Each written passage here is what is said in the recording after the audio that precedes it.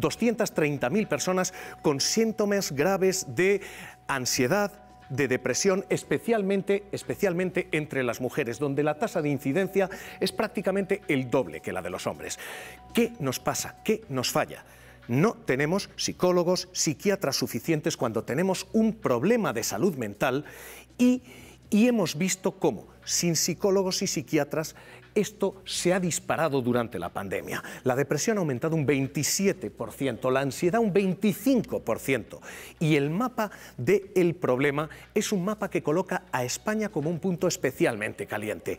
Esto que están viendo es el aumento de esos problemas: ansiedad, depresión, salud mental en todo el mundo. Vean cuál es la situación de España, donde el aumento es de casi el 35% según los datos de la OCDE. Tenemos un problema de salud mental en este país. Tenemos un problema que sigue pasando desapercibido y desatendido en medios de comunicación y en la sociedad, con un estigma social, y es que denunciar que uno tiene un problema mental todavía está mal visto. Y esto es lo que nos está ocurriendo. Se ha disparado la tasa de ansiedad o la tasa de depresión entre los hombres, pero con las mujeres atendiendo en casa, además de estar trabajando, la ansiedad y la depresión entre las mujeres se ha multiplicado exponencialmente. Esto que están viendo son los nuevos casos solamente en los últimos 12 meses. Tenemos un muy serio problema porque nos faltan médicos y como no tenemos psicólogos y psiquiatras suficientes, nos sobran fármacos. Drogamos a la población que tiene esos problemas y esos problemas afectan literalmente a todos los cortes de edad, desde los 20 hasta los 55 años. ¿Qué está pasando? ¿Por qué no estamos atendiendo esto? Un problema que cuesta vidas hasta este nivel. Esto que están viendo es el nivel de suicidios en España. Tenemos 3.900 al año. Porque entiendan ustedes la cifra, tenemos 11 suicidios cada día, tenemos un suicidio cada 2 horas y media. Este es el nivel, la magnitud de la tragedia que tenemos entre manos y a la que, por estigma o por desconocimiento, estamos ignorando. Entre la población en general y entre las mujeres en particular, porque por primera vez en la historia, más de 1.000 mujeres han terminado con su propia vida. Es una situación dramática que no estamos atendiendo y que, de hecho, en política y cuando ha surgido el asunto, ha sido despachada. ¿Recuerdan el caso del diputado Errejón y de aquel, cuando hablaba de salud mental, aquel vete al médico? Le querría pedir aquí 3 compromisos. En primer lugar, la actualización de la estrategia. Se hablaba entonces de aquella enfermedad, de la necesidad de cuidar la salud mental. Hay que doblar el número de psicólogos en la salud pública, porque que alguien te acompañe o te eche una mano cuando estás solo o lo estás pasando fatal no puede ser un lujo para el que se lo puede pagar. Y en tercer lugar... Muchas gracias, señor Errejón. Y escuchaba aquello. Señorías, por favor. Un vete al médico que después trajo disculpas, pero que demuestra hasta qué punto estamos ignorando, minusvalorando el problema.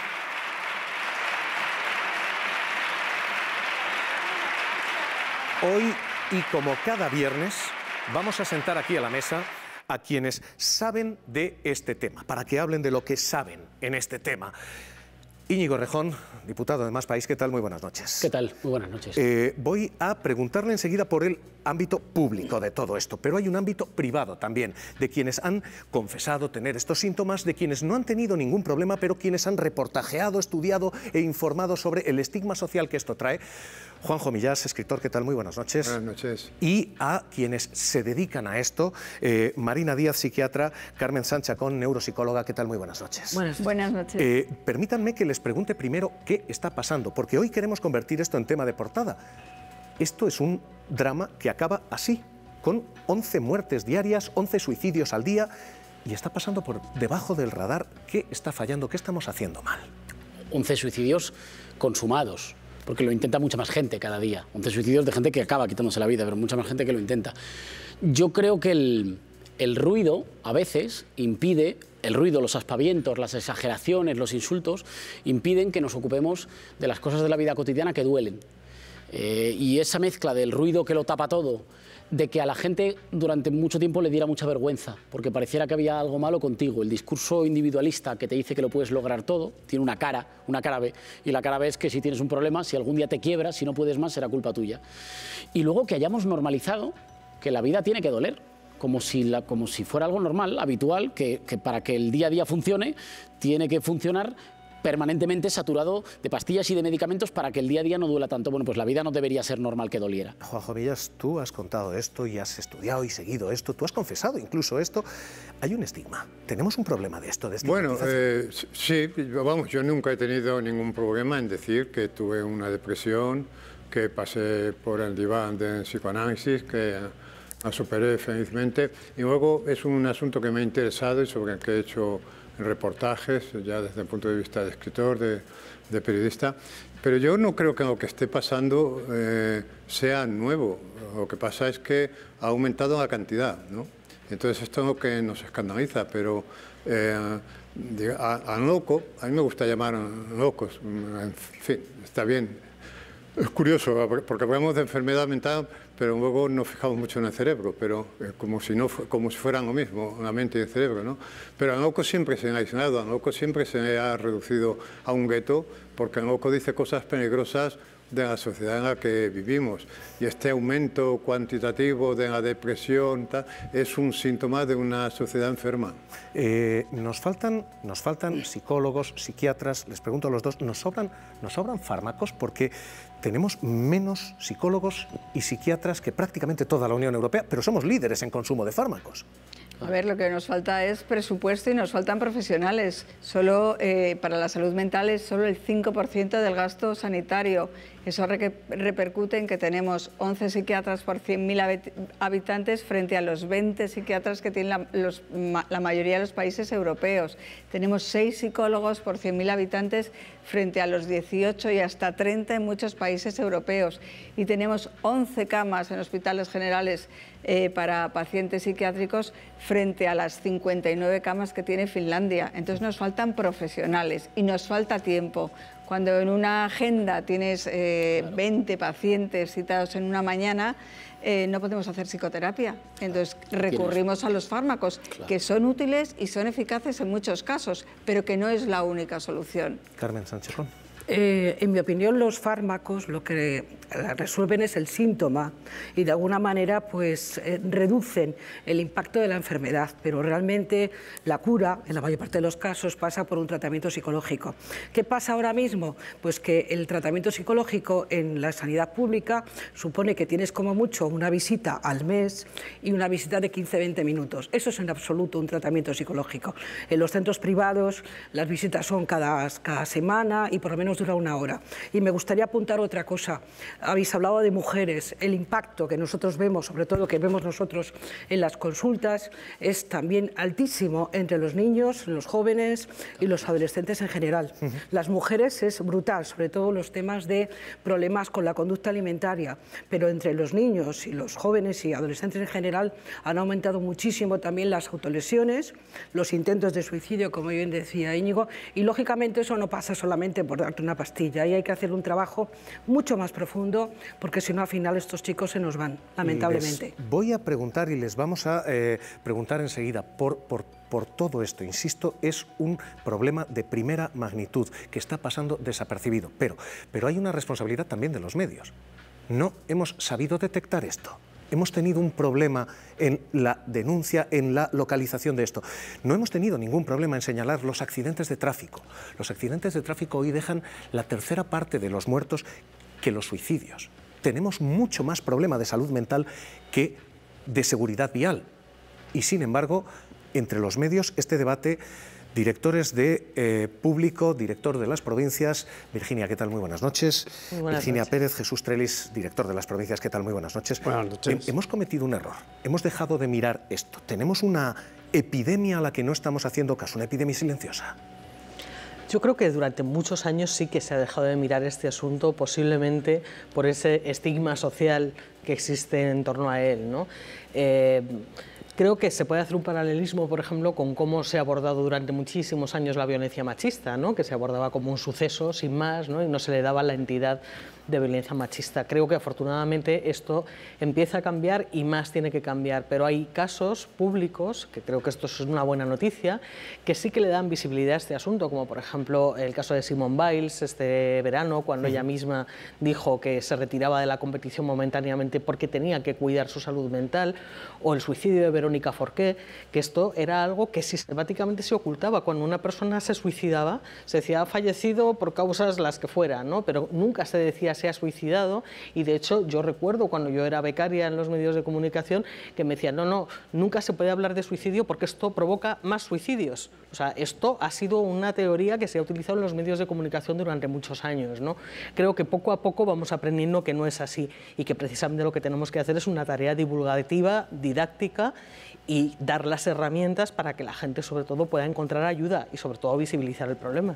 Sí, yo estoy de acuerdo, pero creo que el primer paso es hacer autocrítica, eso es indiscutible, y en tres aspectos, ¿no? Los medios no podemos estigmatizar una enfermedad como esta. Yo no digo de no hablar, sino de incluso cómo se trata en la información, en especial en sucesos. Segundo, tenemos la obligación de dar visibilidad. Es algo que es verdad que ahora estamos empezando a hacer, quizá de la mano del COVID, porque nos ha ayudado a ello, pero no lo hemos hecho. Y tercero, debemos establecer control. Control, porque no puede ser que un gobierno haga un plan estratégico en el 2006 y no hayamos sabido nada de él, o que ahora se haga otro plan 2021-2024 y posiblemente pase y no establezcamos ese control. Hoy vamos a contarles lo que, insisto, creemos que es primera preocupación nacional, lo que debiera ser primera preocupación también política nacional, y lo que nos está dejando historias por el camino como esta, la de un hijo que ve cómo su madre se pierde en un sistema sin medios. María Pérez, ¿qué tal? Muy buenas noches. Buenas noches, Javier. Estamos con Román Reyes, es el impulsor de la plataforma Stop Suicidios. Román, tu madre se suicidó hace apenas 2 años y tú denuncias que esa situación se podría haber evitado, que esa muerte se podría haber evitado. ¿Por qué? Sí, a ver, el caso de mi madre es un caso más entre mogollón de casos que pasan diariamente y que realmente con unos medios adecuados, para que os hagáis una idea, el suicidio de mi madre sucedió poco más allá de los 2 meses. Mi madre se le dio el alta y a los 2 meses se suicidó, menos de 2 meses. Ya tuvo ingresos previos y esto es algo que hay que denunciar. Los ingresos normalmente no pasan más allá del mes. Yo siempre hago la comparativa con el caso del cáncer, que además lo tengo en casa, mi padre tiene cáncer y es lo mismo que llevar a una persona que tiene un cáncer avanzado a un hospital y que le den el alta porque, bueno, pues porque no hay dinero. Al final, como yo siempre digo, esto es un crimen de Estado, vamos, ya lo habéis dicho, las cifras de psicólogos, decía la compañera, otros países que la media era de 30, no hay que ir muy lejos, en Francia la media es de 48,70 por cada 100.000 habitantes, cuando en España es de 6. Al final, pues obviamente hay una responsabilidad, sobre todo política, que no está poniendo las cifras donde la gente realmente las necesita. O sea, esto es muy sangrante para la gente que nos pasa el suicidio cercano, porque no puede ser que se hable de unos temas que por supuesto son necesarios, que se pone un montón de dinero y a nosotros se nos deje de lado. Al final, ¿qué pasa? Que mi caso, como digo, es el de tantas personas al día que tiene una persona en debilidad, que tiene riesgo de suicidio, que no tiene a dónde ir, que al final acude a nosotros en Instagram sin ser profesionales buscando ayuda, que se anuncia ahora de forma chapucera desde mi punto de vista el 024 de ayuda a prevención del suicidio y resulta que tardan meses en activarlo. Ahora han dicho que el 10 de mayo, ni siquiera sabemos si van a ser psicólogos. Sabemos que todos son parches cuando sale la noticia, como pasó con lo de Verónica. Es que el 024 se anunció al poco del suicidio de Verónica, pero Román, justo se anunció que iba a haber un teléfono el día anterior de una manifestación que íbamos a hacer. Román, lo que no puede ser es ir haciendo parches, hay que hacer política con lo que la gente necesita, no con lo que está de moda o no. Entonces, es muy triste y esto lo hablé con Íñigo, que le conozco, perdona, Íñigo me lo reconoció, dice, parece que hay que hacer moda a la salud mental para que hagan algo. Pues esperemos, si hay que hacer la moda, aunque suene frívolo, pues habrá que hacerlo moda. Román, ¿cómo fue la experiencia de tu madre? tú empezáis a detectar síntomas. ¿Cómo acaba ella? ¿Cómo termina ella en el sistema de salud y cómo se hace imposible tratarla en el sistema de salud?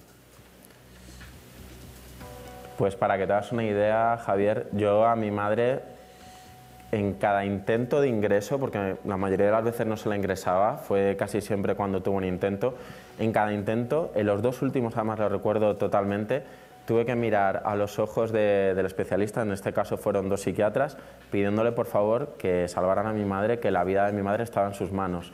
La experiencia es totalmente devastadora, te ponen el peso a ti como familiar, como os contaba, más allá del mes te dan por norma el alta, o sea, da igual cómo esté tu familiar, tu ser querido, que te van a dar el alta. Al final, insisto, es que es un crimen de Estado, si no se ponen los medios que una persona necesita, y lo vuelvo a comparar con el cáncer. Yo a mi padre le están dando quimioterapia, no le dan el alta porque no hay medios, porque eso es matarle.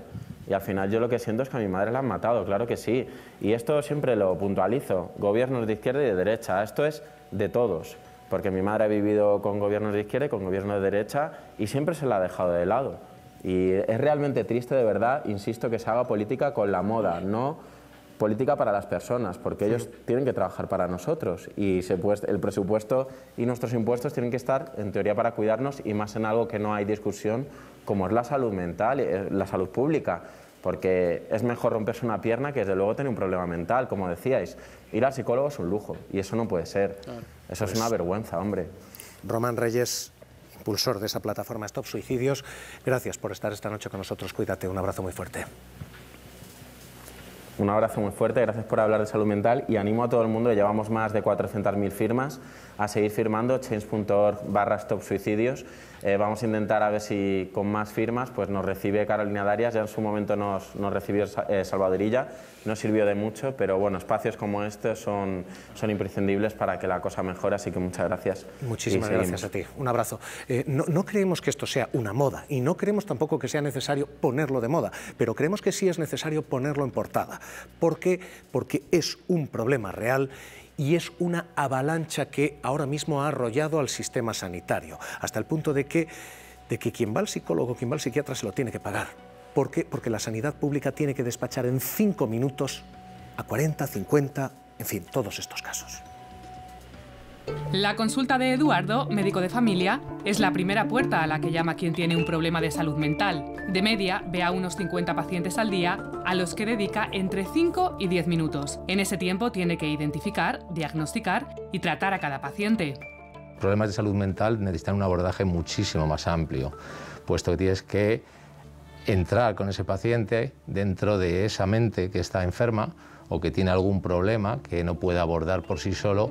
Una vez diagnosticada la enfermedad, el paciente es derivado al especialista, ya sea el psicólogo o el psiquiatra. La pandemia ha empeorado nuestra salud mental, lo que ha hecho que aumente también la demanda de estos médicos. Ahora mismo estamos en torno a 3-4 meses de lista de espera de pacientes nuevos, es decir, pacientes que son derivados desde atención primaria hasta el psicólogo clínico. ¿Qué le ocurre al paciente en ese tiempo?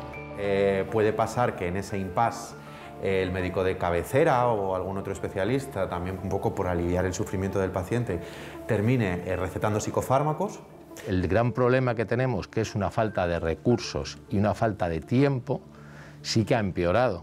Y al empeorar eso, lógicamente, aumenta la prescripción secundaria a esa situación. Una vez se ponen en manos del especialista, la frecuencia con la que se vean también es un factor clave. Como mínimo nos vamos a ver hacia un mes después. Y hay compañeros que ven a los pacientes hasta 3 meses después de la primera consulta. El tiempo medio de espera que estamos intentando siempre que sea por debajo de los 45 días, que ya son muchos. Aunque el circuito para tratar un problema de salud mental no es un camino rápido, los casos graves, aseguran, se priorizan y se tratan a tiempo. Nosotros le vamos a ver desde luego antes de menos de 15 días y si incluso el médico de primaria considera que necesita menos tiempo porque tiene más problema, lo podemos ver antes si nos manda una e-consulta. El paciente grave que tenga la confianza, si lo necesita, lo solicite, que le vamos a atender pronto. Somos el segundo país de Europa, después de Bulgaria, que menos psicólogos y psiquiatras tiene por cada 100.000 habitantes.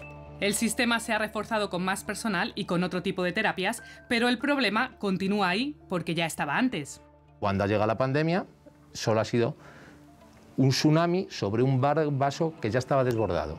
Eso era así y estábamos al límite antes de la pandemia. Es verdad que como estábamos al límite, la pandemia nos ha desbordado por completo. La solución, coinciden todos, pasa por una mayor inversión. Políticos, pacientes, psicólogos, psiquiatras, ¿qué hacemos? En mi opinión, hay un enfoque erróneo. Vamos a ver, la Organización Mundial de la Salud dice que el bienestar tiene que ver con la salud física y con la salud mental. Pero lamentablemente en nuestro país, que tenemos un excelente sistema sanitario, se cuida exclusivamente la salud física. ¿Cuál es el problema? Que vemos los psiquiatras y los psicólogos, imagino pues que al final lo ve todo el mundo. Cuando no cuidas la salud mental, lo que al final terminas es generando problemas de salud física. O sea, una persona con una gran depresión tiene la probabilidad de vivir 20 años menos que una persona que esté sana, pero aparte, también porque se le generan problemas físicos, ¿de acuerdo? Cuando tienes una gran depresión, cuando tienes ansiedad, es mucho más fácil que sufras una cardiopatía, problemas de circulación, que comas más, con lo cual estás más obeso y que termines con diabetes, que termines también desarrollando incluso con más frecuencia cáncer de colon, cáncer de mama, que también termines con problemas gastrointestinales, con lo cual al final terminamos convirtiendo un problema que podía haberse tratado en la consulta de un psicólogo o de un psiquiatra, evidentemente en un problema de salud que a lo mejor es para toda la vida, que no se puede resolver. Sí, pero, perdón, no, es que ahora es que, claro, me ha explicado muy bien cómo problemas emocionales se convierten en problemas de orden físico, se somatizan. Y eso habría que detectarlo en la atención primaria. Pero en la atención primaria hay un sintagma maravilloso que es médico de familia, porque parece indicar que hay una persona que trata a la familia y que conoce sus problemas, sabe el nivel de estrés, sabe si hay un parado en esa familia y por lo tanto sabe si un problema digestivo es un problema físico, orgánico o es un problema psicológico. Entonces sabe a dónde derivar. Pero claro, si ya es un drama falta de psicólogos y de psiquiatras. Pero es que empezamos ya en la atención primaria, donde el médico tiene un minuto para atender al paciente y donde además no lo conoce. Claro, yo creo que el punto de partida es que a los profesionales no se les puede pedir más porque están haciendo todo lo que pueden con lo que tienen. El problema es que estamos mandando a vaciar un mar a gente con cucharillas. En primer lugar, porque no todos los problemas de salud mental son primera competencia, digamos, de los psicólogos y psiquiatras, en el sentido de que algo va profundamente mal en un modelo de sociedad, cuando todos hemos asumido que para dormir todo el mundo tiene que tomar pastillas, para despertarse todo el mundo tiene que tomar mucho café, a todo el mundo se le come la ansiedad los domingos, la gente vive presa permanentemente de la angustia, del miedo, y eso no es responsabilidad de los psicólogos. Los mejores psicólogos y psiquiatras no pueden hacerle solos frente a un problema que es un modelo social que produce mucha angustia, mucho dolor, pero que no nos atrevíamos a reconocerlo porque parecía que eras débil, tú sí lo decías. Luego le estaba pasando a todo el mundo, pero a todo el mundo le pasaba en la soledad de su casa y luego cuando tienes que colgar una foto en las redes sociales la cuelgas que estás genial y que te va genial, ¿no? Pero en el fondo todo el mundo está fastidiado. Ahora, dentro de que todo el mundo tenga vidas que duelen mucho, esto va por clases. Precisamente las personas que tienen vidas más angustiadas, con más miedo, con más agonía por si te renovarán en el trabajo, por si te podrás quedar en casa, por si se te estropeará el coche y no tendrás cómo arreglarlo, precisamente esas personas son quienes no pueden parar, son quienes no se pueden pedir un permiso de un mes en el trabajo, son quienes no tienen 60, 70, 80 euros para un psicólogo o un psiquiatra cada semana y son quienes cuando acuden a la sanidad pública no tiene recursos suficientes como para ayudarles. Y eso es una distribución netamente política del dolor. A todo el mundo le duele la vida, pero hay algunos que dentro de ese dolor pueden parar. Y yo me alegro por ellos, no es una crítica a ellos. Hay algunos que pueden parar e irse a la consulta de alguien que le eche una mano 1 hora cada semana. Y los que no tienen ese dinero, simple y llanamente sufren más hasta que no haya recursos públicos en la sanidad pública. Pero mira, Íñigo, una cosa es que te duela la vida, que está bien y que tenemos que intentar que no la duela, y otra cosa son los trastornos mentales graves. No podemos equiparar el malestar social, el malestar de la vida cotidiana debido a una serie de situaciones sociales con los trastornos mentales graves que tienen la misma prevalencia en los países ricos que los países pobres. La esquizofrenia, el trastorno obsesivo compulsivo. El trastorno bipolar... Seguro, pero para esas cifras que hemos visto aquí, algo tiene que estar pasando. No, ¿Pero por qué han aumentado tanto en la pandemia? Sí, han aumentado tanto esos problemas de ansiedad, depresión, pero no otros. Pero si colapsamos los centros de salud mental de estos problemas, no vamos a atender a los verdaderos trastornos mentales. Un ejemplo claramente médico. Si el dolor de cabeza por una tensión es un dolor de cabeza, pero si tú llenas al neurólogo de dolores de cabeza por tensión, no va a descubrir que le duele la cabeza por un tumor cerebral. Entonces, si nosotros hacemos que las consultas se llenen de malestares de la vida cotidiana, tenemos que decir a la gente que tiene ansiedad, que tiene depresión, que no puede con su vida, que no se puede levantar de la cama, no vaya usted, que va colapsando el sistema. Por supuesto que no. Puede ser. Y también tenemos que hacer un abordaje de esos trastornos. Pero no todos los trastornos son iguales. No, vamos a echarle un vistazo, porque estáis mencionando medios. Vamos a echarle un vistazo a los medios. Vamos a echarle un vistazo a qué tenemos y a cómo solucionamos esto, porque lo que tenemos, échenle un ojo, es una falta de medios absolutamente brutal. De hecho, estábamos diciendo, faltan médicos, faltan medios, lo que sobran son fármacos. Estos son los datos de depresión en España. Vean ustedes dónde estamos, récord de Europa. Y estos son los de problemas de ansiedad. Y en problemas de ansiedad estamos también considerablemente arriba. ¿Qué ocurre? Ocurre que uno no puede ir a una consulta pública, por ejemplo, a pedir esto, porque este es el número, efectivamente, de psicólogos y psiquiatras de que uno dispone. Hay varias fórmulas y hay varios cálculos, pero el de la OCDE, que es estandarizado, nos dice esto. Nos dice que estamos solamente mejor que Bulgaria y que Montenegro. Todos los demás países prestan más atención a la salud mental que nosotros, dan más medios a la salud mental que nosotros. ¿Qué hacemos nosotros? Nosotros no ponemos psicólogos, no ponemos psiquiatras. Lo que ponemos son fármacos, diazepam, nosotros ponemos tranquilizantes y vean ustedes cómo está España. España es récord mundial en consumo de ansiolíticos, de tranquilizantes. Han crecido un 4% en el último año, han crecido un 10% en la última década. ¿Ven todo esto? ¿Ven todo este número? Esto es, literalmente, lo hemos quitado para evitar el ruido estadístico. Esto es el resto del planeta. Consumimos más fármacos, más tranquilizantes que Estados Unidos, que Japón. Tenemos un problema, y tenemos un problema que no solo es general, tenemos un problema que es particular. Efectivamente, quienes menos medios tienen, sufren más. Y esto significa, en muchos casos, las mujeres, quienes tienen trabajo y, además, cuidados del hogar. Porque esto es lo que nos está pasando, que todo este problema es un problema general y un problema particular de las mujeres.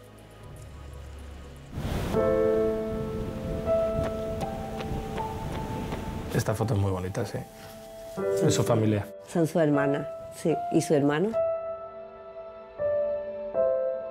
¿Cuándo le diagnostican a tu marido Antonio Alzheimer? En diciembre del 2015 ya el neurólogo dijo que tenía Alzheimer. ¿Cómo le afectó el encierro? Durante el confinamiento cambió. Yo me voy alterando, pues sí, me daba ansiedad de pensar qué está pasando, que no puedo salir. Lo llevan mal, lo llevan muy mal. 24 horas pendientes. Bueno, porque tengo el apoyo de mi hijo, que sí, que al menos en un momento pues le decía, voy a colgar la ropa. Y me iba a colgar la ropa, me iba sola arriba. Lo pasó horrible, lo pasamos horrible. Sí que es verdad que lo desarrollé yo, el estrés, la ansiedad, carecía también un poco de depresión. Tú, por ejemplo, a tus amigos se lo has contado, le has dicho que vas al psicólogo. Se lo he contado a algunos. Pues se va a enterar toda España, Roberto. Bueno, no pasa nada. También a veces hay que mostrar las debilidades para hacerse más fuerte. Habéis tenido que recurrir a una residencia, ¿verdad? Sí. Terminas desesperándote muchas veces, no sabes qué hago. ¿Le ayudo al niño para el instituto? ¿Le ayudo a él con las actividades? ¿Hago las mías? Te sientes perdido, te sientes, bueno, desbordado.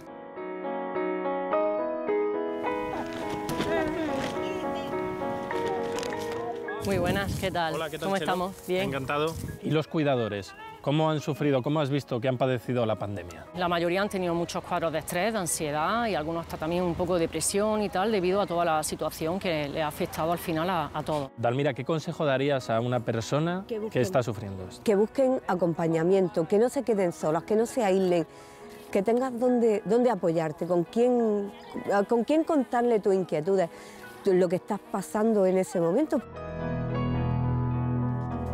Insisto, faltan médicos, sobran fármacos.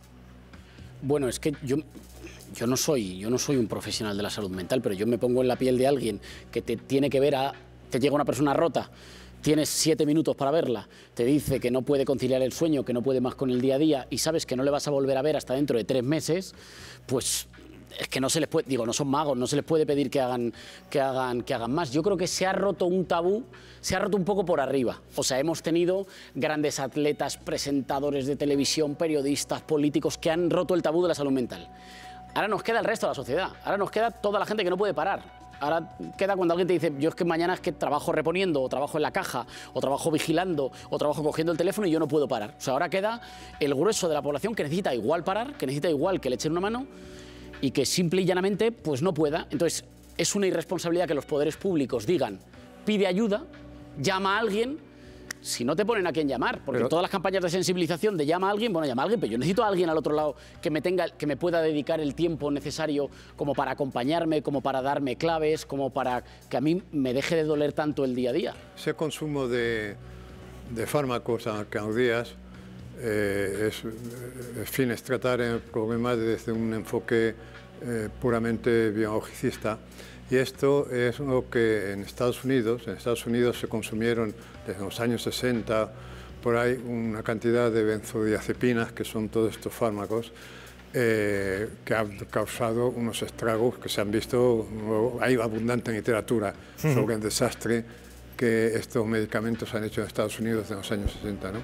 Y nosotros estamos entrando ahora el desastre lo veremos dentro de unos años, pero eso es porque es un enfoque, ya digo, biologicista, no se tiene en cuenta el abordaje emocional ni el aspecto de que ni nos preguntamos si esto será un síntoma de una enfermedad que propone unos modelos de éxito social que son inasumibles, donde hay un paro estructural terrorífico, donde la juventud no tiene horizonte, en fin, que son los problemas de fondo que señalaba Errejón antes. Pero claro, este es un asunto poliédrico y vamos de cara a cara, tiro por donde me toca. Pero es interesante lo que decía Millás y os traslado la pregunta a los profesionales y a los medios.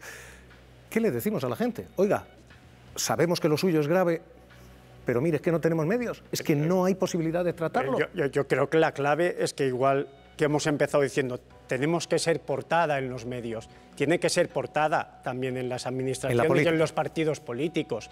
Ellos tienen que ponerse como prioridad el tratar la salud mental como se trata el resto de la salud y hay que dedicarle los recursos necesarios para poder afrontar esa carencia de medios que estamos reclamando. Eso por un lado, y callo, y por otra parte, hay un problema muy grave que tenemos, que Rejón trató cuando habló en el Parlamento y que hemos tratado aquí, al margen de la mujer, la juventud.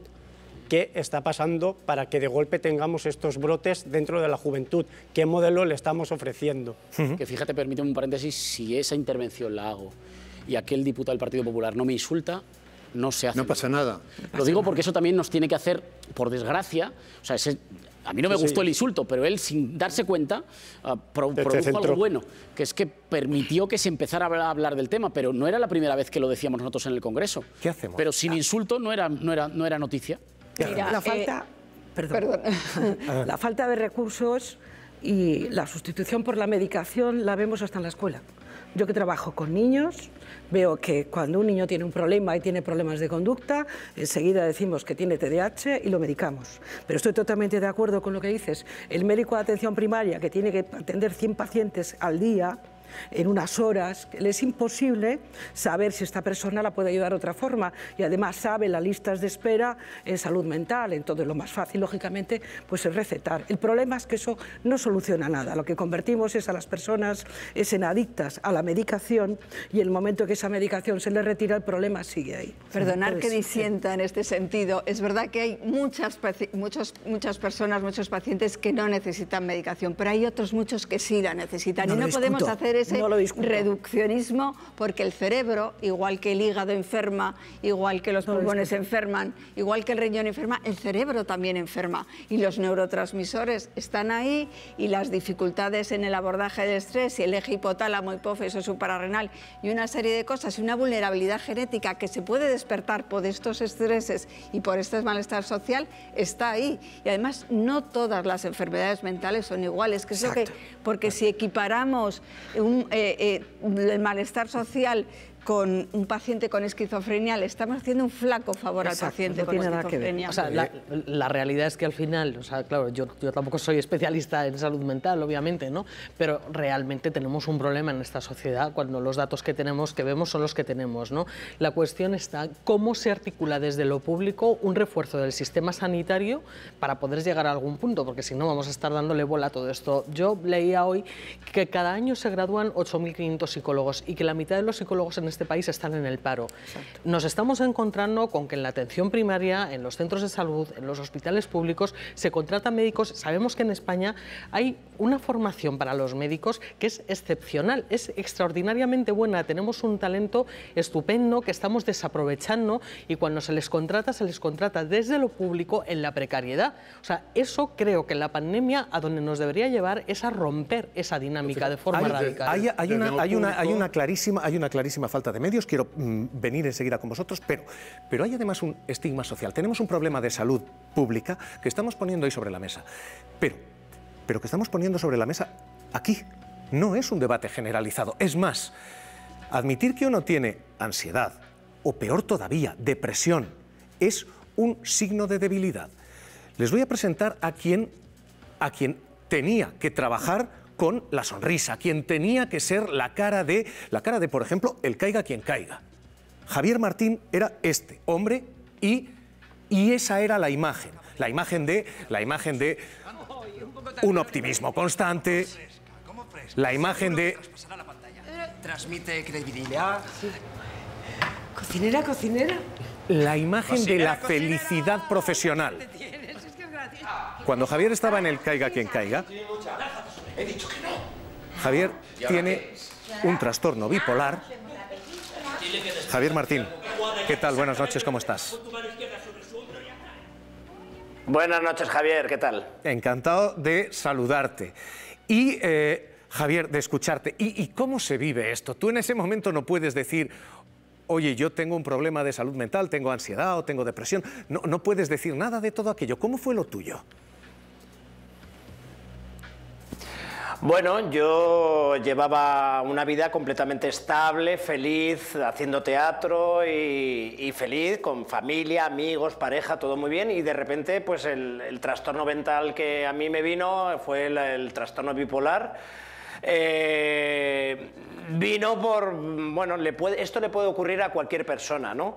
Y de repente el mundo se me rompió completamente, ¿no? Yo pasé por las fases maníacas, por la depresión. Bueno, es una bomba de relojería que cae en tu familia, en tu entorno, ¿no? Porque no saben qué hacer, qué te pasa, ¿no? Y pasé por momentos muy, muy duros, ¿no? Tan duros como que la depresión, el sufrimiento que yo sentí tan profundo, aunque mi entorno estaba todo perfecto, pero es que yo no me sentía bien. Llegué a un punto de incluso querer quitarme la vida, ¿no? Entonces se sufre mucho. ¿Y qué te lo impidió, qué te paró?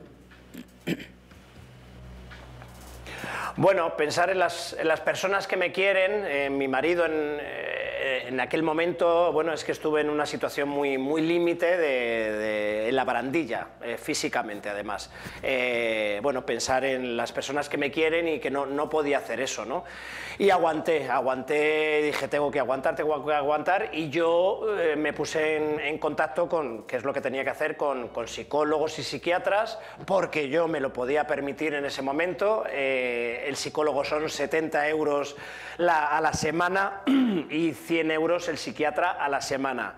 Hay que preguntarse cuántas personas en este país se pueden pagar 500, 600 euros al mes, que es lo que necesitas cuando estás en un estado como ese. ¿Cuántas personas se habrán quitado la vida en este país por no haber podido acceder a una buena sanidad pública, ¿no? Ahí ya lo estáis diciendo, tenemos muy pocos psicólogos en España, ¿no? Porque y además, tú, Javier, tú en ese momento te pueden atender. Tú en ese momento, perdóname que te lo diga así de crudo, pero tú en ese momento estabas en el CAIGA, tú en ese momento tienes posibilidades económicas, estás moviendo pasta. ¿Esto es un lujo? Es un lujo absolutamente. Bueno, esto me pasó un tiempo después de terminar el Caiga quien caiga, pero es un lujo. Esto solo se lo pueden permitir muy pocas personas en España. Todo el mundo sabe. Es que yo creo que ni te lo planteas, ¿no? Cuando dices, tengo que ir al psicólogo. Es que yo creo que nadie se plantea ir a la sanidad pública, porque todo el mundo sabe que te van a dar cita. Cuando yo me quería quitar la vida, me dieron cita para 3 meses. Vamos, es que a lo mejor no estaba aquí si hubiese tenido que esperar esos 3 meses, pero yo sé perfectamente que ahora mismo están dando cita a los 6 meses, a los 9 meses, y la gente no puede esperar. O sea, realmente, y hay que hacer un seguimiento semanal de tu estado mental, ¿no? No puede ser que... O sea, a mí hay una cosa que me da mucha rabia, ¿no? Yo creo que se está moviendo mucho, se está hablando mucho en los medios de comunicación sobre salud mental, y ahora ya la patata está en el tejado de los políticos. Lo estamos diciendo y estamos esperando que de una vez por todas se sienten todos los partidos políticos, porque esto no es una cosa de colores políticos. La salud mental incumbe a todo el mundo. 1 de cada 4 personas va a tener un problema de salud mental. Que se sienten todos los políticos de una vez y hagan un plan de prevención contra el suicidio, un plan general estatal de salud mental para todo el Estado y en todas las comunidades autónomas, porque esos planes evitan muertes. Entonces, mientras no se hagan esos planes, seguirá habiendo 3.941 suicidios al año en España, 10 personas se quitan la vida cada día y 200 personas lo intentan. Javi, déjame que te haga una pregunta, a ver si conseguimos tener algo también de luz al final de este túnel. ¿Tú estás bien? ¿Tú después de esto uno se recupera? Sí.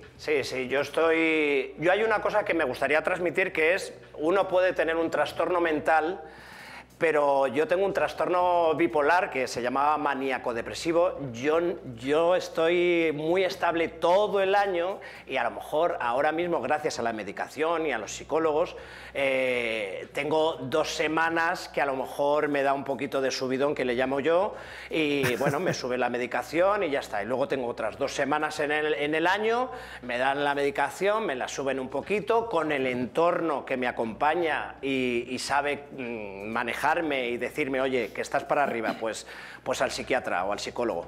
Quiero decir que cuando uno está diagnosticado de un trastorno mental, no está todo el día trastornado, digamos, ¿no? No está maníaco, no está depresivo. Puede estar con el trastorno y llevar una vida completamente estable, que es lo que me pasa a mí. Yo estoy trabajando muchísimo, soy muy feliz y me va todo estupendamente como cualquier persona, con mis problemas, mis cosas y tal, pero yo, por ejemplo, no me considero enfermo. Yo digo que tengo un trastorno mental, pero no estoy enfermo porque no hay nada en mi día a día que se vea eso, ¿no? Eres un tío muy elegante. Déjame que te haga la cuña yo, que veo que no te la haces tú. Es que hoy está de estreno. Es que Javi hoy está estrenando en el teatro, hoy está de noche de estreno. Acabas de terminar, ¿no? Acabo de terminar ahora, acabo de terminar Burundanga, he estrenado esta noche, sí. Sí, en el Teatro Maravilla, mucho, sí. Cuídate mucho, un abrazo muy fuerte. Me habéis pillado... Muchas gracias. Y por favor, no sabemos cómo decirlo más. Los políticos que se reúnan de una vez. No voy a decir palabrotas, pero sí, de una puñetera vez, sí. Cuídate, Javi. Un abrazo muy fuerte. Gracias. Errejón, te miro a ti porque están todos ahora mismo señalando a esto, a la política. En este caso creo que hay que romper una lanza. Es que nosotros abrimos una discusión nacional llevándolo en el Congreso de los Diputados. Entonces no es una cuestión de que se sienten a hablar. Vamos a ver, tú, Javi, tú lo has puesto antes de una manera muy clara. Cuando decidimos en este país que teníamos un problema nacional que no queríamos seguir tolerando más, que era que la gente se mataba a cientos en las carreteras los fines de semana, por ejemplo, decidimos asumirlo como prioridad nacional. Y se implicaron todas las instituciones, pusieron mucho dinero, venían a los colegios a darte charlas, te ponían anuncios en la tele, tenías teléfonos donde llamar, había más recursos médicos, había más recursos. Libramos una verdadera campaña nacional, con el Estado poniéndose el primero. Y hay que decir que nos salió bien. Es decir, que redujimos en mucho el número de muertes en la carretera. Lo que nosotros estamos diciendo desde hace mucho tiempo, y el Gobierno, siempre que lo decimos, nos dice, muy bien, tiene usted mucha razón, y hasta ahora va arrastrando los pies y haciendo muy poco, es que nos tomemos esto como una prioridad nacional, como cuando lo hicimos con las muertes en carretera o como cuando lo hicimos con los trasplantes. España tiene un problema grave de salud mental, que hace que mucha gente viva vidas que duelen mucho, algunos se llegan a quitar la vida y otros no será tan grave como para llegar a quitarse la vida, pero lo pasan muy mal.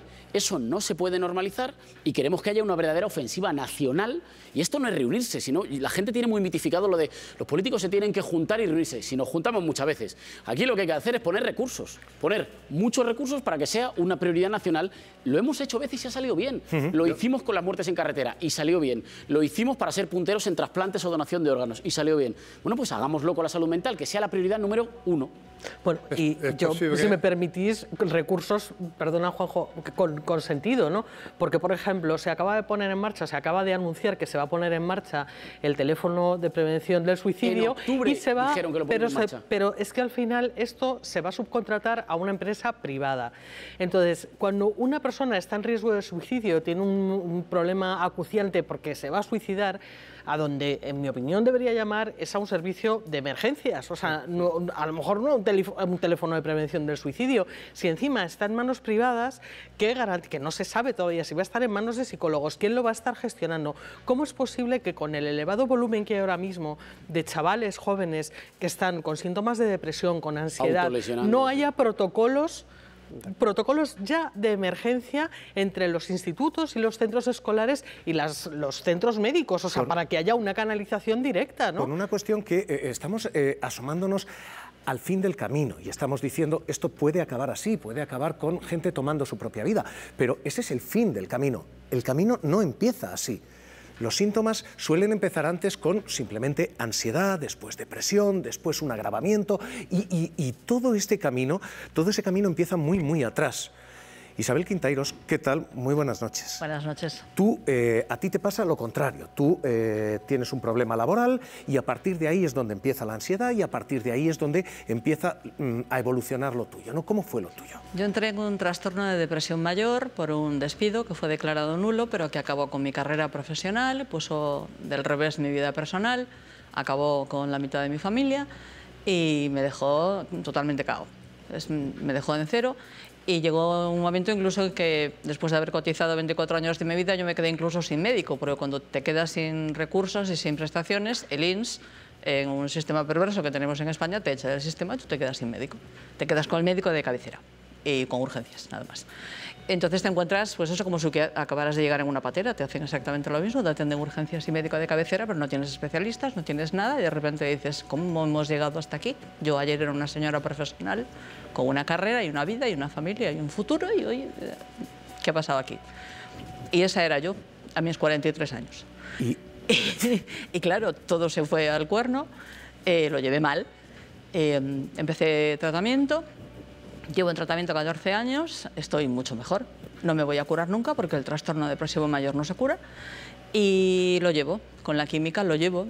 Hubo momentos de mi vida en que estuve en 14 pastillas diarias, ya no, afortunadamente, gracias a la gente que estudia química, que les cuesta mucho trabajo, yo me tomo las pastillas obedientemente, pero hay otras terapias y otras otras formas de vivir que funcionan. Tú, cuando empiezas a vivir esto y cuando empiezas a tener esto, ¿cómo entras? Porque ahora mismo lo que estamos diciendo es un médico de familia, tú vas a verle, tiene que despacharte en 5 minutos, no tiene capacidad de hacerte ese diagnóstico. ¿Cómo es? Bueno, yo tuve una médica de familia fabulosa que me dijo, a salud mental, ahora mismo, y me echó a cifras, a salud mental, y allá fui, me recibieron enseguida, con mucha suerte, porque yo he estado yendo aquí, que te ven una vez al mes, a mí en Galicia me ven una vez cada 4 meses, gracias.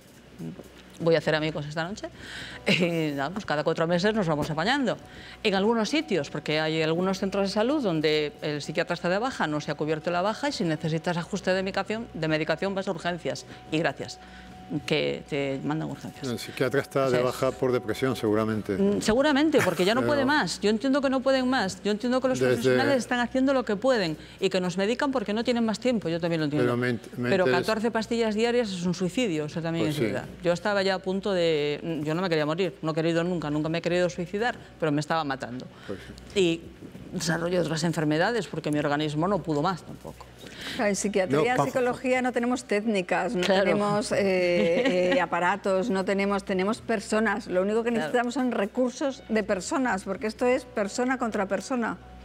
Y eso es lo que necesitamos. No, me preguntaba yo, cuando hablábamos del abordaje público, ¿es posible que ahora, como en fin, este asunto está bajo los focos, haya más recursos públicos? No lo sé, pero mucho me temo que ya estén los fondos buitres oteando sobre esos fondos públicos, porque del mismo modo que las residencias públicas están en manos de fondos buitres, que si para dar beneficios a los accionistas le tienen que quitar un yogur al anciano, se lo quitan, pues no sé, en fin, Rejón sabrá más hasta qué punto los fondos buitres ya están diciendo aquí hay negocio, ¿no? O sea, yo creo que esta era una cuestión como olvidada hace no mucho, que ahora ya es obligatorio que por lo menos se hable de ella.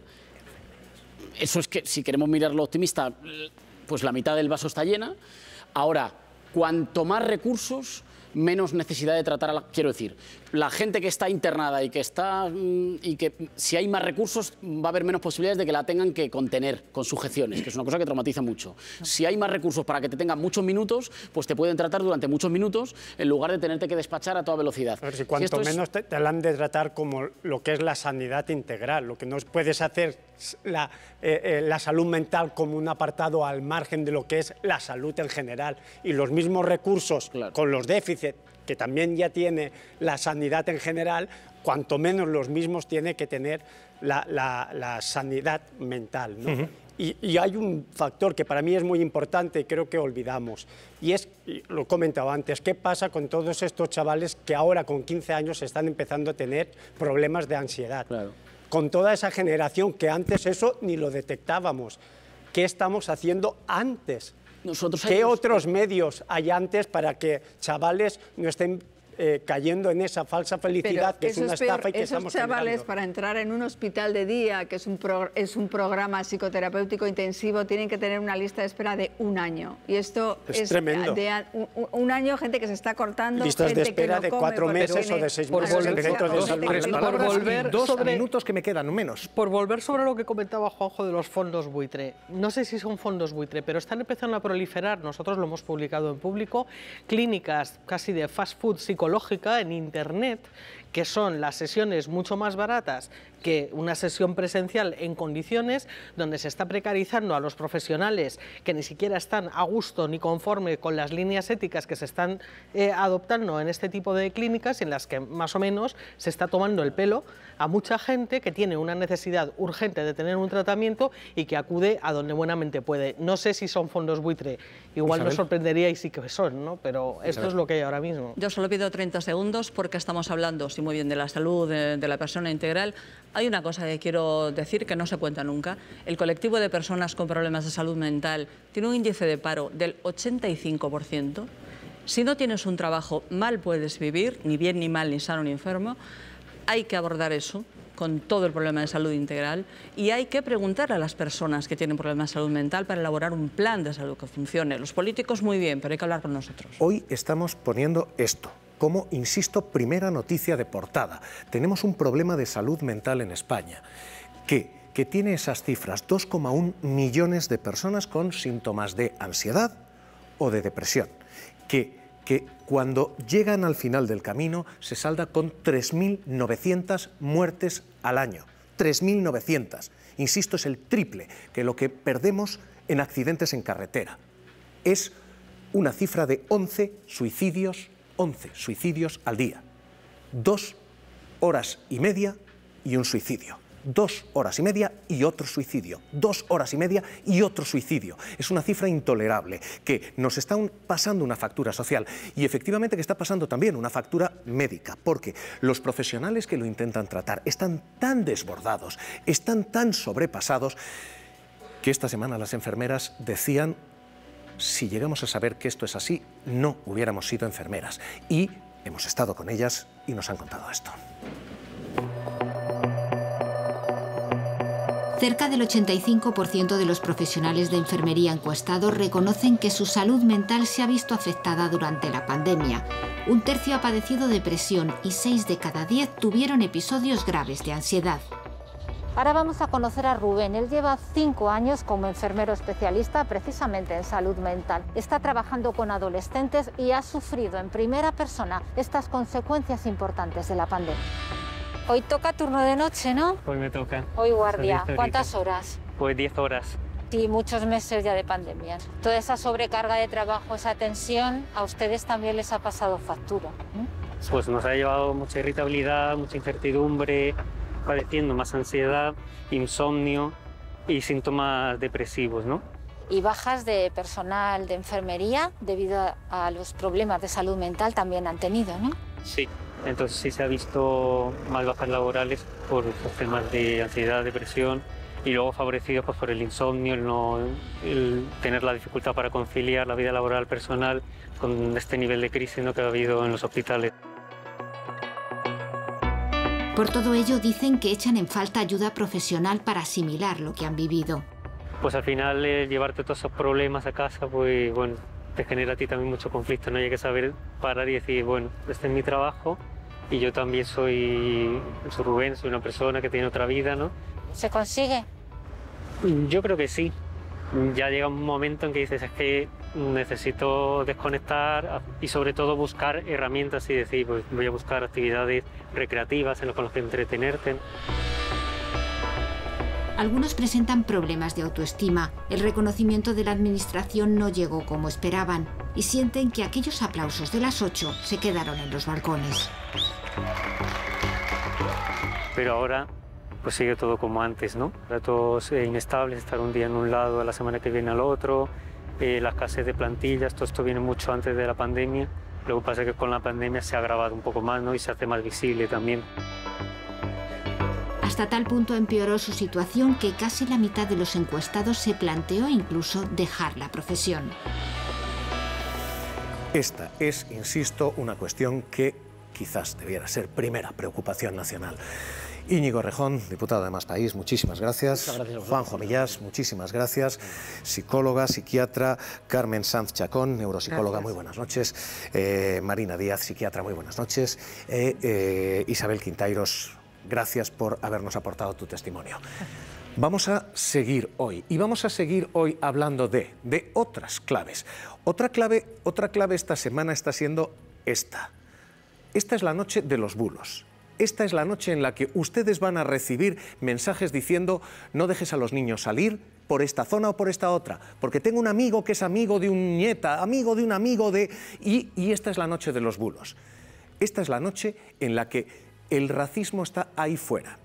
Los inmigrantes son asesinos, hasta el punto de que ha tenido que ser la presidenta de la Comunidad de Madrid, Isabel Díaz Ayuso, en un valiente discurso, la que ha hecho frente a eso así. Estamos muy preocupados porque cuando salen nuestros hijos estamos sin dormir. Estamos sin dormir esperando a que vuelvan porque no sabemos si se van a cruzar con unos de estos que están a machetazos. Y eso no es más que consecuencia de la política blanda del Partido Popular y del PSOE con la inmigración ilegal. Que la delincuencia no está relacionada con el origen de las personas. No dejan una y otra vez de mezclar los menas con todo, con bandas juveniles que son españolas, porque muchas de las personas, en el caso de las bandas latinas, son inmigrantes de segunda generación, tan españoles como Abascal, como usted o como yo.